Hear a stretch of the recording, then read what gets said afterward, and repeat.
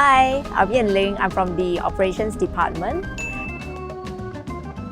Together with my team, we focus very much on the seamless operation and planning over the race weekend.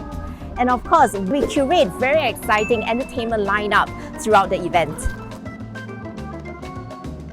We work very closely with one of the largest waste management contractor in Singapore, and that's Chye Thiam Maintenance. We have been providing the cleaning and waste management services to Singapore GP since 2008. Singapore GP is always at the forefront of trying out new technologies and innovation. So to better increase our efficiencies, this year we are looking to have robots within the circuit park.